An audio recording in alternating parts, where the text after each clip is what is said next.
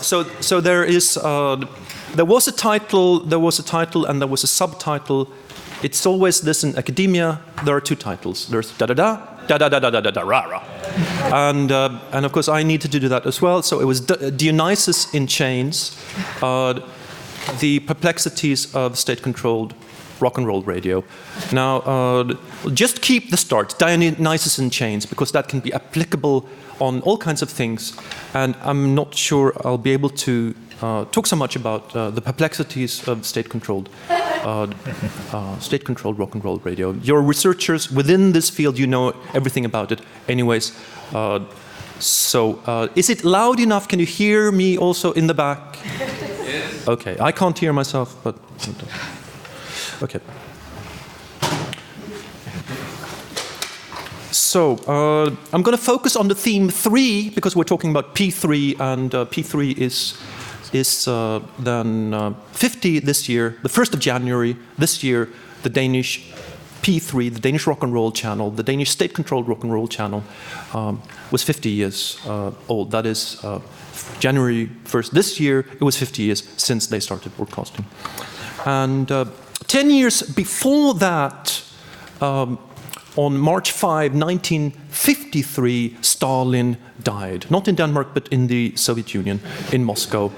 And then there was, of course, a power vacuum. And the guy who took over as the Russian Prime Minister, he's somewhere here, starting with M. Malenkov took over as the Prime Minister, and second in command was Beria, who had been the head of the horrible Stalinist secret police. And it was generally considered, as you say, one shouldn't say this in academia, you know, we need to insert a footnote there. It was generally considered, it was felt in the Politburo, actually, that Malenkov was a rather weak figure and that Beria was an ambitious figure, and it seemed like Beria, he was going for the position in the top. And then, later that year, in June 1953, June 16, June 17, there was a workers' revolt in East Berlin. There was a workers' revolt in East Berlin. And as a reaction to that, Beria thought that maybe we should end the Cold War, which was costing the Soviet Union quite a lot of money. And it seemed, from the perspective of the other Politburo members in Moscow, that he was willing to accept a reunited Germany already in 1953, and that he wanted to end the Cold War and get subsidies from the United States. And this was not acceptable to the Politburo, and there was a coup against Beria, led by Khrushchev, and June 26, 1953, he was arrested. And then there was a trial, and he was executed December 23, the day before Christmas Eve.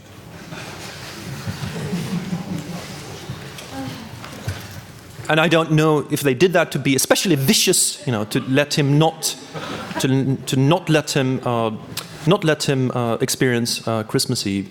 Anyways, Christmas Eve is a religious capitalist thing, so of course they didn't have it. No, it was executed December 23. Now, following this, the editor of the Great Soviet Encyclopedia, the second edition of the Great Soviet Encyclopedia, which started to be published in 1950, and which by then already had reached the letter B. The editor of the encyclopedia sent a letter to all the subscribers of the encyclopedia asking them to rip out and destroy the 3 pages of the article on Beria.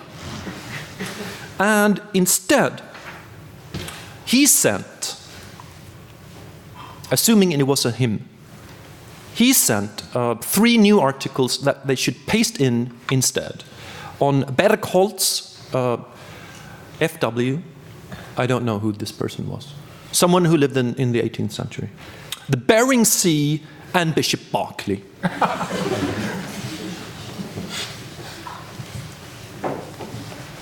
Now, if you ask children what they're afraid of, they say they're afraid of clowns. 98% of all children say they're afraid of clowns. And if you ask grown-ups what they're afraid of, they say performance art. 98% of all grown-ups are afraid of performance art. And I've put these things here to scare you, because to make you think that it's going to be that kind of performance. It's not going to be that kind of performance. So they're just going to be there. But even to me, as a performance artist, my worst nightmare is, it's true, I'm dreaming this at night. My worst nightmare is that I've signed a contract to participate in, to be in the audience of a durational performance, a five-day durational performance by the world's most famous performance artist, Marina Abramovic. But when I was a young man, in the 1970s and the 1980s and the 1990s, and even today some say, han är en ung danskonstnär. But when I really was a young man in the 70s and the 80s and the 90s, my worst nightmare was that I would move to a new town and I would walk into a bank, and everything in the bank would look like a bank, and there would be a sign outside the bank looking like a bank sign, and there would be people in there in the tasteful furniture. If it would be a German bank, it would be Haller furniture, but it wouldn't be Haller furniture here. It would be Montana furniture here, or something like it.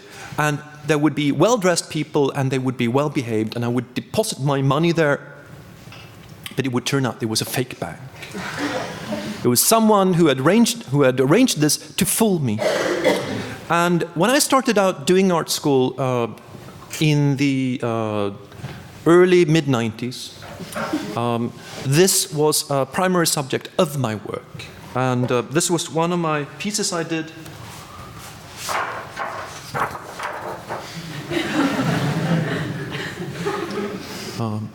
The young artist when he was really young.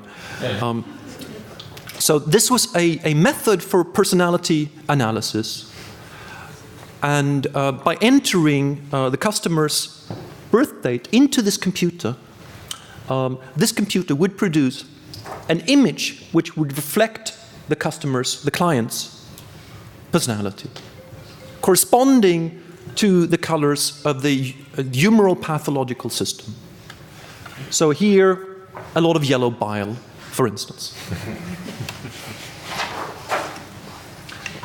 And I exhibited this in various contexts, at art fairs and galleries, and so on and so forth. And a lot of people believed that this was like a true story, that these pictures actually reflected one's personality, and that these pictures were based on calculations following formula of Mondrian. And the reason I managed to get away with this, there were three reasons. And one was that I had written a long text, 5 pages, with a lot of details. And a lot of these details were true, but in totality it was a complete lie. But you had to read through all these things in order to figure it out and compare everything, and the way the facts. I mean, you can use facts which are true, but then you still can connect them in like a creative way, so to say. That's what I did. And even one of the big Swedish glossy magazines, Amelia, made a 3-page story on this. So I wrote the text. I dressed like a banker. And the third reason I could get away with this was that in the mid-early 90s, the computer in itself was in possession of rhetorical power. Because this came from a computer, it was more interesting and it was more true. And this is completely different today. And the reason I wanted to talk about this was that I read about the conference, and it's called Conference, LAM, Conference, digital archives, audiovisual media, cultural media. And I will try to understand what cultural media are, but another time. No, I actually didn't get that far. But digital archives, already there, we're in crisis. It's like, this is from '93, and the optimism connected to the computer, it's completely turned around. It's darkness. It's Systembolaget. 2013 is the year when the digital domain, really started to smell bad. And of course, there's the Snowden story. This year also, Günter Grass said in an interview, and I quote, "Facebook is shit." The sales of vinyl records in the United Kingdom has doubled. People go back to the vinyl. There's been CDs for more than 30 years, and now they sell more vinyl records than they've done the last years. It's increased 800% since 2007. It's true.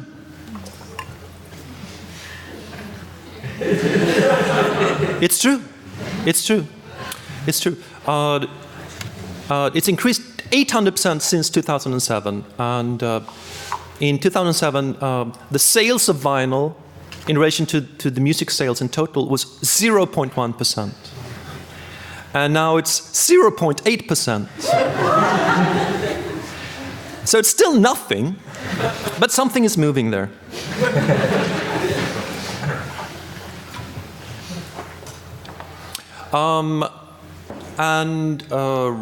What more? Even 10 years ago, there was some magic about the computer. I remember I bought my first laptop computer 10 years ago, and it felt like a big thing. It felt more important than Christmas. And I loved my first laptop. I kept it for 8 years. When it broke, I repaired it. I had it repaired. And then 2 years ago, I started to work with HD video, and it simply couldn't cope with that HD video, and I had to buy a new computer. And it felt like just going and buying, toothpaste. It felt like just doing something I had to do to keep up my social network going. It felt like buying toothpaste. Also, two important news stories this week. Tuesday, we got to hear that even on the International Space Station, there's a virus epidemic in the computers. In outer space, there's a virus epidemic. And yesterday, we got to hear that the Tories, the Conservative Party in Great Britain, they've ripped out all 10 years of speeches from their webpage. They've rewritten or erased a large part of the Conservative history. And The Guardian, this loved newspaper of us left-wing liberals, they wrote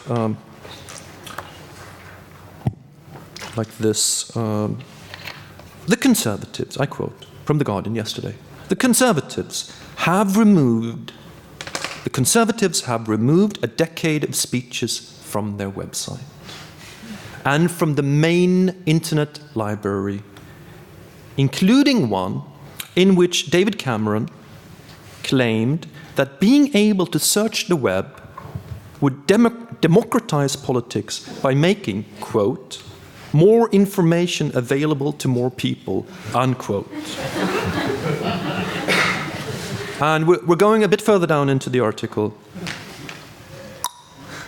In a remarkable step, the party has also blocked access to the Internet Archive's Wayback Machine, a US-based library that captures web pages for future generations.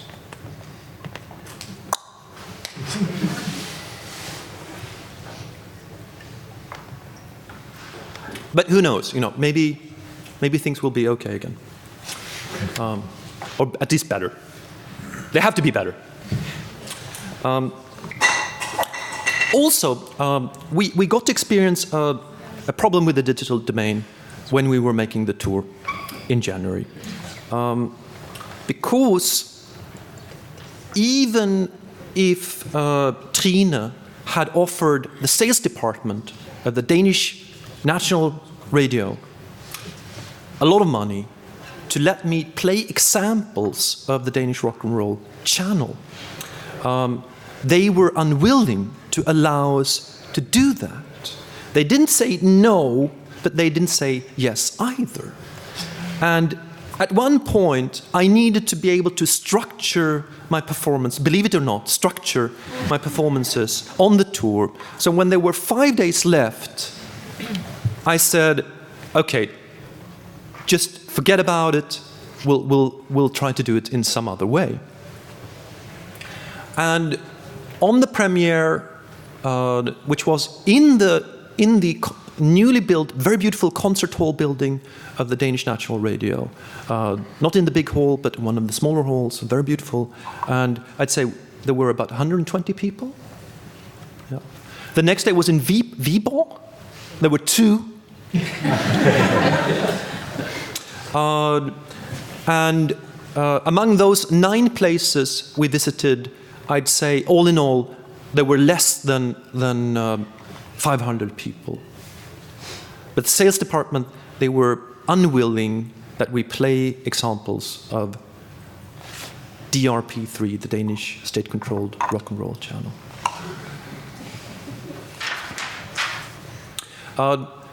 So in order to introduce the subject, the reason why I, as a performance artist who mainly work with the spoken word, I played this clip here, and I will play it for you as well. And it's someone speaking German. First there's some funky music, and there's someone speaking German, just for a little bit.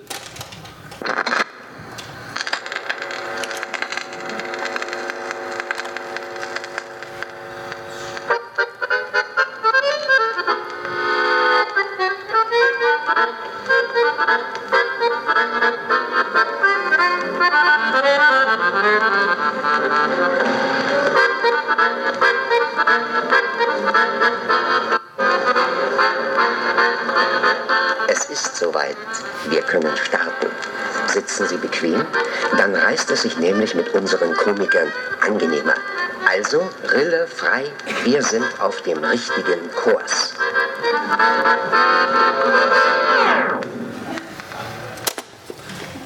Now, anyone understanding German? Yeah, all of you. If he would have spoken Latin, we would have understood that. We have a group of very competent people here. So it's a funky German announcer, and he is introducing a vinyl record released around 1970, and it looks like this: Komikerparade. It's a record of live recordings of German comedians. And he's sort of introducing the whole thing. And then he says, Rille frei, wir sind auf dem richtigen Kurs. Keep the groove open, we're going in the right direction. Now, the thing is that this record, Komikerparade, was released on the Litera label, and that was an East German label. So this is a communist, totalitarian comedy record with a funky communist, totalitarian announcer announcing it. And the question is then, is one able to hear the totalitarian communist ideology in this funky voice? Is there anyone here who's got German as his or her first language? Yes. What do you say?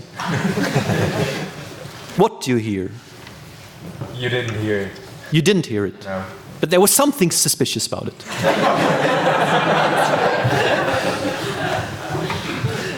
I thought so, yeah.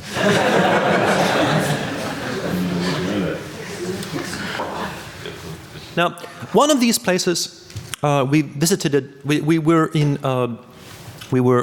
8 Danish towns, and we were in 1 Swedish town, Lund, which used to be a Danish town. But there was like nothing neo-colonial about putting Lund. They just wanted to have us, and it was nice being in Lund. And it was also slightly different talking about Danish radio in Sweden than in Denmark. But it used to be a Danish town, and actually it used to be the capital. It used to be the capital of Denmark. Maybe, I don't know. It used to be the most important town. It used to be the most important town in Denmark, at least. The archbishop, he lived in Lund. Was always a man, and he lived in Lund. And the dialect that is supposed to be proper Danish, the Reich Danish, Hoch Danish, that comes from that town, actually. Rigsdansk, RP, Danish RP. Actually, I was in Stockholm last week, and I was struck when I went to a cafe or I went to a bar or something like that, how quiet it was. Although there were people, it was quiet. And then I came back to Copenhagen a few days ago, and I tried to sit and work in a cafe, and it wasn't quiet. It was loud again, and suddenly realized what the problem is. And the problem is Danish phonetics. Like if 2 people speak, they need to speak louder in order to hear each other in Danish. And then if there are 2 more people, they need to speak louder because those other people are speaking louder. Because the Danish IQ level, it's just like 1 degree lower than the Swedish. So it can't be that Danes are stupid. It must be the phonetics. Like, for instance, George in English, it's Georg in Swedish, but just Geo in Danish. So in order to get that, you need to speak louder.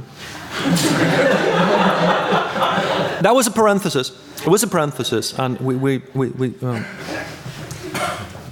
let's not walk down that path. We were in Lund, which used to be a very important Danish town until the mid 1600s. Until the mid 1600s. And it became Swedish because the Swedish king, he did this daring thing. He led his troops from Germany, from Poland to Germany, up through Jutland, and then over the ice to Copenhagen. And that means that if you're still today, if you're working for the state, if you're fullmäktig, you're still not allowed to have ice in your cocktails in Denmark. Yes. Okay, so we were in Lund, and there was a secretary of the archbishop in Lund in the beginning of the 1200s, and his name was Saxo Grammaticus. And he was the one who wrote the original Hamlet story, based on hearsay. We don't know if it was true, but he wrote it already back in the 1200s. You know, it's a long time ago. It might have been true. It might be true, but we're sure that it was set in Jutland. So this thing with Hamlet in Elsinore, that's something Shakespeare invented. Saxo, he wrote that story. He wrote it in Lund, and it's about something he heard about it, and something that happened in Jutland. Now, if Saxo Grammaticus had been a radio producer on the Danish radio, and Hamlet would have said, you know, I really like that story, I have this idea, I'd like to rewrite it. The sales department of Danish radio would have said, you can't do that.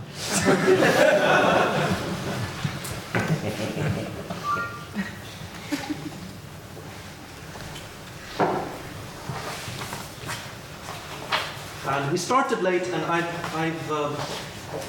promised that I should stop at 7. So I would like to talk a little bit about the funky voice, and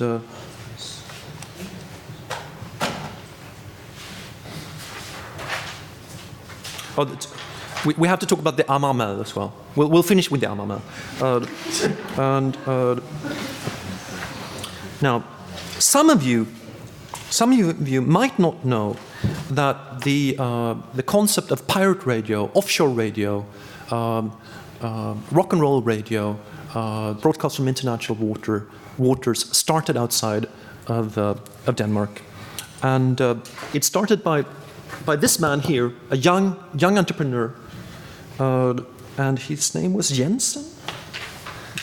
Per Jensen, here on page 9. He got this idea that if one put a ship on international waters outside of Denmark, that ship could broadcast jazz and rock and roll to Denmark. Because then the state-controlled radio didn't really play jazz and rock and roll because they had this idea, if we play jazz and rock and roll to the Danes, they're going to lose their minds. Just like the state in Sweden had this idea that if the Swedes can buy as much vodka as they want, they're going to lose their minds. And that's why we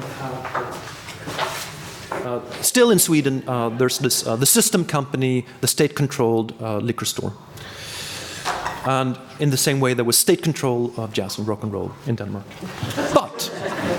But Per, he started this radio station, and it looked like this, and was called Radio Mercure, Radio Mercury. It had its name after the messenger god. And they played jazz, and they even played rock and roll. And then the Danish state, the politicians, the government, they felt that this was an offense against the authority of the government, and possibly also a threat to the mental well-being of the Danes.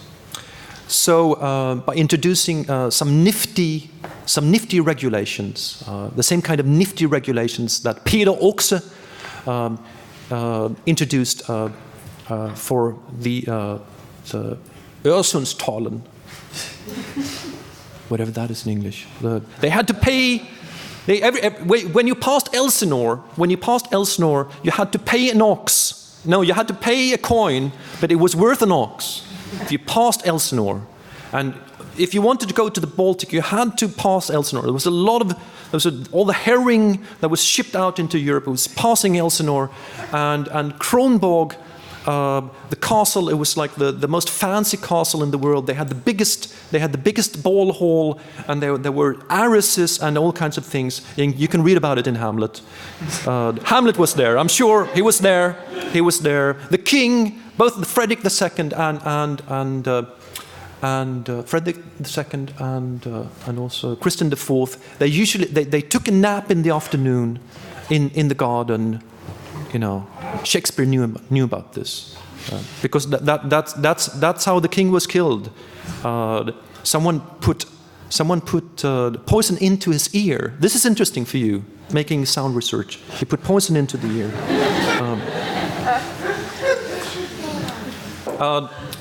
So through nifty regulations, Peter Oxe, you've heard about him. Okay, so the thing was that in the beginning, every ship, no matter what size it was, it had to pay this coin that was worth an ox. And if you had a very little ship, that was unfair. Some people were upset.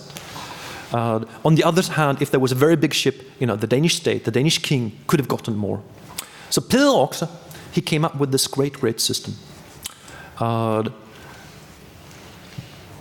Every shipper got to value the cargo him or herself. And then the tax, the Øresund tax, was paid in relation to that value. But the king also had the right to buy anything that was past Elsinore. So if they put a low value, the king would buy it. It's genius. It's genius. You understand? Yeah. Okay. But we were talking about radio, and so they put Radio Mercur out of business. I mean, they had millions of listeners, and this initiative was then followed by Radio Nord outside Stockholm, Radio Syd broadcasting to South Sweden, and then the famous pirate radio stations later in the North Sea, Radio Caroline, Radio Nordsee International, Radio Veronica, and so on and so forth, which then also were closed down by the authorities, and then rock and roll radio was started in the Netherlands, Hilversum 3, and also in the UK, Radio 1. Also in Sweden, P3. They were always 3, but it was always number 3, but in the UK was Radio 1. John Peel, the famous Radio 1 DJ, he started as a pirate DJ. A lot of them did. Johnny Walker, okay.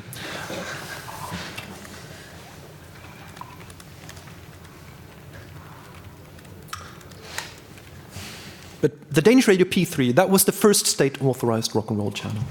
That was the first one.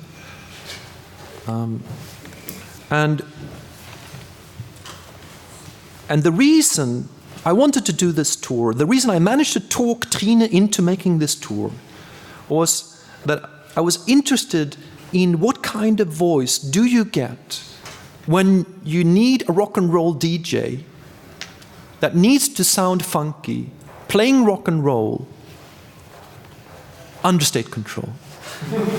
You know, the forces involved there. Was what I was interested in, and still I find it very interesting to listen to these voices and to hear, you know, how they, as you say in your language, negotiate that position. And now there are commercial channels, you know, with people sounding really funky. And at my age, I might be a young artist, but as a radio listener, I'm certainly not young. I prefer P2, if it still exists. I don't think it exists. The classical channel. The commercial stations are of course really scary. They're not holding back. It's also like, for Americans, it's natural to sound funky. For Italians, it's natural to sound funky. For French people, it's natural to sound funky. But it's not natural for Scandinavians. It's not natural for Germans. And then when they're still trying to sound funky, it's very strange. It's something you can dream nightmares of. Thank God I don't hear anything in my nightmares. I just see things.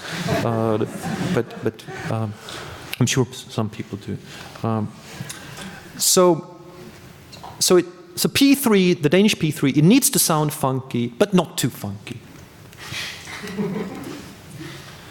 On the other hand, the Danish radio P1, the speech channel, the culture channel, the current affairs channel, that should sound serious. It should sound serious. But as it's a public service channel, it shouldn't sound too serious, because it's, of course, the talk channel for the whole of Denmark. So that needs to sound a little bit funky as well. And that comes naturally because the DJs on P3, when they get old, at one point, you know, they're not even funky for a state-controlled funky channel. So a lot of them start working for P1.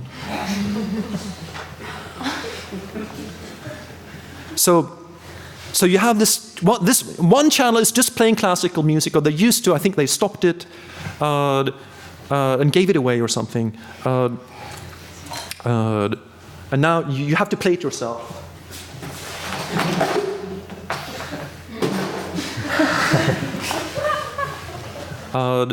So you have the talk channel, which should sound serious, but not too serious. And the rock and roll channel that should sound funky, but not too funky. And now this is the difficult part, because it's really hard to explain. But everywhere where we were, people thought it was like a very good image and very funny. So I'm telling you, this is funny. Now, a few years ago, the Danish radio, they moved to this island called Amager. You spell it A-M-A-G-E-R, but it's called just Amager. Again, an illustration of the problematic phonetics of Danish. And they moved to this island. They're just south of us here, wherever that is, where the light is. And since time immemorial, since the time of Saxo, there's something called amamad. And that's a sandwich consisting of 2 slices of bread, a slice of rye bread and a slice of wheat bread, and there's butter in between, Danish butter, and Danish ontological butter, and there's cheese in between. And this is something you give children. And you show them the wheat bread side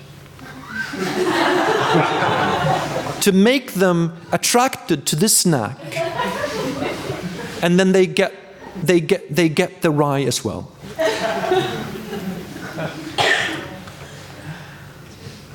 So that's how public service broadcasting is working in Denmark, the amamad principle. Thank you very much.